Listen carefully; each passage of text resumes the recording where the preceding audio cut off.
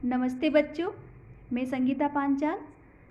हम चर्चा कर रहे थे भारत के प्रमुख फिज़िकल फीचर्स के बारे में, फिज़िकल फीचर्स ऑफ इंडिया, अर्थात भारत के जो प्रमुख भौतिक प्रदेश हैं उसके बारे में स्टडी कर रहे हैं।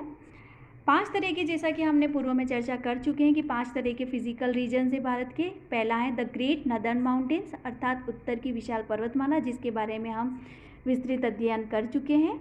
आज जो हम अध्ययन करेंगे वह है द ग्रेट प्लेन्स, अर्थात उत्तरी भारत के विशाल मैदान। उत्तरी भारत के जो विशाल मैदान हैं उनका विस्तार जो है वह हिमालय पर्वत तथा जो दक्षिण प्रायद्वीपीय पठार हैं उसके बीच में सिंधु, गंगा, ब्रह्मपुत्र तथा जो प्रायद्वीपीय भारत से आने वाली जो नदियां हैं उनके द्वारा निक्षेपण की क्रिया से निर्मित एक विशाल मैदान है। अर्थात यहाँ हम मानचित्र में देख सकते हैं कि उत्तर का जो विशाल पर्वतमाला है, हिमालय पर्वतमाला, उसके दक्षिण में तथा जो प्रायद्वीपीय पठार हैं, ये रहा प्रायद्वीपीय पठार, उसके उत्तर में एक विशाल मैदान के रूप में जो नदियां हैं यहाँ पर प्रवाहित होने वाली, उन नदियों के द्वारा जो लाई गई मिट्टी है, निक्षेपण क्रिया है, इस मिट्टी की निक्षेपण क्रिया से निर्मित जो उपजाऊ मैदान का निर्माण हुआ है, यही मैदान है भारत का उत्तरी विशाल मैदान। इसका जो विस्तार है वह पाकिस्तान से लेकर के भारत होते हुए, यहाँ पाकिस्तान में सिंधु नदी है, इस सिंधु नदी से लेकर के भारत होते हुए बांग्लादेश तक विस्तृत है। यह 7 लाख वर्ग किलोमीटर में फैला हुआ है, अर्थात इसका जो क्षेत्रफल है वह है 7 लाख वर्ग किलोमीटर। इसका विस्तार पाकिस्तान में, जैसा कि सिंधु नदी के मैदान से लेकर के जो बांग्लादेश है वहाँ पर गंगा ब्रह्मपुत्र के मैदान के रूप में यह स्थित है, और भारत के उत्तरी भाग में स्थित होने के कारण इसे उत्तरी भारत का मैदान भी कहते हैं। गंगा और जो सिंधु नदियों के जो मुहाने हैं उसके बीच में, अर्थात पूर्व से लेकर के पश्चिमी दिशा में इसकी जो लंबाई है वह है लगभग 3200 किलोमीटर। यहाँ हम देख सकते हैं जो गंगा नदी का मुहाना है, यहाँ पर इस गंगा नदी के मुहाने से लेकर के पश्चिम में सिंधु नदी के मुहाने तक, यहाँ सिंधु नदी का मुहाना है, जहाँ पर नदियाँ गिरती हैं उसे मुहाना कहते हैं। तो गंगा नदी के मुहाने से लेकर के सिंधु नदी के मुहाने के बीच में लगभग यह 3200 किलोमीटर की लंबाई में विस्तृत है, तथा जो इसकी चौड़ाई है वह है 150 से 300 किलोमीटर। असम में यह मैदान, जो कि ब्रह्मपुत्र नदी के द्वारा निर्मित मैदान है, यह एक संकरी पट्टी के रूप में स्थित है। यहाँ पर हम देख सकते हैं इसको, इसकी चौड़ाई है 90 से 100 किलोमीटर। यह इस तरह से हम देखते हैं कि कैसे यह मैदान पूर्व से जैसे जैसे हम पश्चिम की तरफ जाते हैं इसकी चौड़ाई में वृद्धि होती जाती है। यहाँ पर ब्रह्मपुत्र नदी के जो मैदान है यहाँ पर तो एक बिल्कुल संकरी पट्टी के रूप में है, लेकिन धीरे धीरे यह मैदान पश्चिम की ओर आने पर इसकी चौड़ाई बढ़ती जाती है। राजमहल की जो पहाड़ियाँ हैं वहाँ पर इसकी चौड़ाई 160 किलोमीटर हो जाती है, जो कि इलाहाबाद के निकट लगभग 280 किलोमीटर हो जाती है। इस मैदानी भाग में नदियों द्वारा तलछट के लगातार निक्षेपण होते रहने से यहाँ जो जलोढ़ की जो बहुत ही मोटी परत बिछ गई है, इस जलोढ़ की जो मोटाई है वह लगभग 2000 मीटर तक पाई जाती है। उच्चावच की दृष्टि से इस मैदान के जो प्रमुख भाग हैं वो इस तरह से हैं। पहला है भाबर प्रदेश।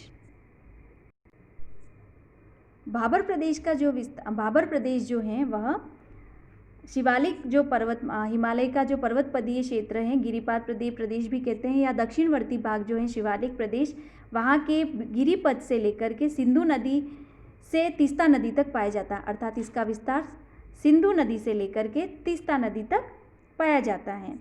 इसे शिवालिक का जलोढ़ पंख की उपमा भी दी गई है। इसकी जो चौड़ाई है वह 8 से 10 किलोमीटर है, अर्थात यह एक संकरी पट्टी के रूप में स्थित है जिसकी चौड़ाई 8 से 10 किलोमीटर पाई जाती है। गिरिपाद पर, अर्थात हिमालय का जो दक्षिणवर्ती भाग है जिसे शिवालिक के नाम से जानते हैं, वहाँ पर स्थित होने के कारण इस क्षेत्र में जो नदियाँ हैं वह बड़ी मात्रा में पत्थर, कंकर, बजरी आदि ला करके जमा कर देती हैं। इस कारण से यहाँ पर पारगम्य चट्टानों का निर्माण हुआ है। इन पारगम्य चट्टानों के निर्मित होने के कारण यहाँ पर जो अनेक छोटी छोटी नदियाँ हैं वह प्रवाहित होकर के भूमिगत हो जाती हैं, अर्थात धरातल के ऊपर यह अदृश्य हो जाती हैं क्योंकि यह पारगम्य चट्टानों के अंदर समा जाती हैं और भूमिगत हो जाती हैं। यह प्रदेश कृषि के लिए अधिक उपयोगी नहीं है और यहाँ का जो बड़ी नदियाँ हैं उन्हीं का जल हमें धरातल पर प्रवाहित होता हुआ दिखाई देता है। दूसरा जो प्रमुख प्रदेश है वह है तराई प्रदेश। तराई प्रदेश का जो विस्तार है वह जो भाबर प्रदेश है उसके दक्षिण में उसके समानांतर फैला हुआ है। इसकी जो चौड़ाई है वह है 10 से 20 किलोमीटर। भाबर प्रदेश में जो नदियाँ पारगम्य चट्टानों के अंदर समाहित होकर के भूमिगत हो गई थी, अर्थात धरातल पर अदृश्य हो गई थी, वही नदियाँ यहाँ पर तराई क्षेत्र में पहुँच करके इनका जल पुनः धरातल पर दिखाई देने लगता है। यह निम्न समतल मैदान है जहाँ नदियों का जो पानी है वह इधर उधर फैल करके अनेक दलदली क्षेत्रों का निर्माण करता है। यहाँ पर नदियों का कोई निश्चित मार्ग नहीं पाया जाता। इसकी जो रचना है वह है बारीक कंकड़, पत्थर, रेत और चिकनी मिट्टी से हुई है। वर्तमान में धीरे धीरे इसको साफ करके खेती के अंतर्गत लाया जा रहा है। अन्य जो उच्चावचीय प्रदेश है वह है काप प्रदेश। यह जो विशाल मैदान है वह काप मिट्टी की ही अर्थात जलोढ़ मिट्टी की ही देन है। इस काप को गंगोध अर्थात गंगा के काप की संज्ञा भी दी जाती है। यह काप रेत की कम मात्रा रखने वाली सख्त चिकनी मिट्टी की भांति होती है। इस काप मिट्टी से निर्मित जो भाग हैं उनको दो भागों में वर्गीकृत किया जा सकता है। पहला है बांगड़ प्रदेश और दूसरा है खादर प्रदेश। बांगड़ प्रदेश जो है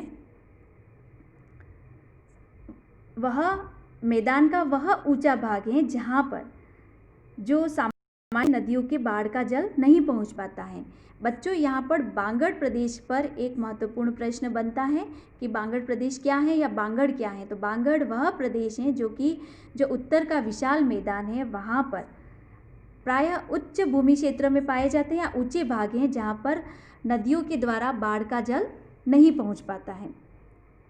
इसकी जो मिट्टी है काप मिट्टी, वह पुरानी काप मिट्टी पाई जाती है यहाँ पर, जिसका निर्माण जो है वह मध्य से लेकर के अपर प्लीस्टोसीन युग के बीच में माना जाता है।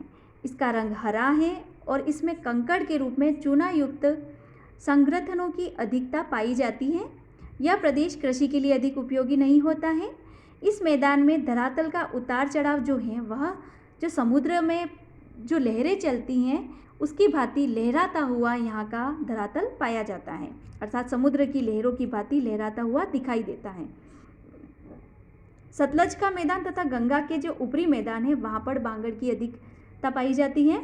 नदियों के जो मध्यवर्ती भाग है वहाँ पर भी बांगड़ प्रदेश का विस्तार पाया जाता है। अन्य जो प्रदेश है वह है खादर प्रदेश। खादर प्रदेश का जो विस्तार है या खादर प्रदेश, यह भी एक इम्पोर्टेंट बनता है। यहाँ पर भी खादर प्रदेश क्या है, तो खादर प्रदेश उत्तरी जो मैदान है उसके वह भूभाग हैं जहाँ पर नदियों की बाढ़ का पानी प्रतिवर्ष पहुँचता रहता है। इसे नदियों के बाढ़ के मैदान या कछारी प्रदेश के मैदान प्रदेश भी कह सकते हैं। यहाँ पर प्रतिवर्ष चूँकि बाढ़ के जल है वो प्रतिवर्ष यहाँ पहुँचता रहता है, अतः प्रतिवर्ष बाढ़ का जल पहुँचने के कारण यहाँ पर नवीन जलोढ़ मिट्टी का निर्माण होता रहता है। इसका जो निर्माण है मिट्टी का निर्माण वह अपर प्लीस्टोसीन युग से लेकर के वर्तमान काल तक अर्थात आधुनिक काल तक का है। इसका रंग हल्का है, यह बालू व कंकड़ से युक्त है तथा भूमिगत जल का यह एक अच्छा संग्राहक है और इसकी जो उपजाऊ शक्ति है उसमें प्रतिवर्ष वृद्धि होती रहती है। अन्य जो उच्चावच की दृष्टि से महत्वपूर्ण क्षेत्र है वह है रेह। जो रेह प्रदेश है इसे कल्लर के नाम से भी पुकारते हैं। यह वह क्षेत्र है, बांगड़ क्षेत्र के अंतर्गत ये क्षेत्र आते हैं। बांगड़ मिट्टी के जो क्षेत्र हैं वहाँ पर वर्तमान में सिंचाई कार्यों की अधिकता होती है। सिंचाई कार्यों की अधिकता के कारण अर्थात सिंचाई के साधनों का अधिक उपयोग होने के कारण यहाँ पर की भूमि पर एक नमकीन मिट्टी की परत, सफ़ेद परत बिछ गई है। इस सफ़ेद परत वाली मिट्टी को ही रेह या कल्लर के नाम से पुकारते हैं। इसका जो विस्तार है रेह का, उत्तर प्रदेश और जो हरियाणा है उसके जो शुष्क भाग है जहाँ पर सिंचाई अधिकता से की जाती है वहाँ पर सबसे अधिक पाया जाता है। अन्य जो उच्चावचीय प्रदेश हैं वह है भूड़। भूड़ जो हैं